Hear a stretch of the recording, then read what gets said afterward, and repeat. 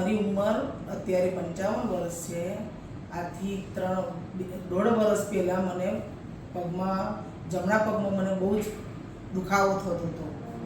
તો હું અહીંયા આગળ નડિયાદ સુડાસરના દવાખાને બતાવવા આવી। તો મને સરે કહ્યું કે ટીચરનો દુખાવો છે પણ એનાથી ઓછો છે, એટલે તમારે માઇક્રો પ્લાસ્ટિક કરાવવી પડશે।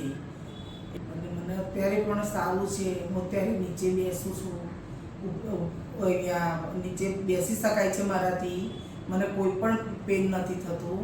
હું બધું જ કામ કરી શકું છું અને પગથિયાં ચડું છું, ઉતરું છું। કોઈ પણ તકલીફ મને થતી નથી અત્યારે।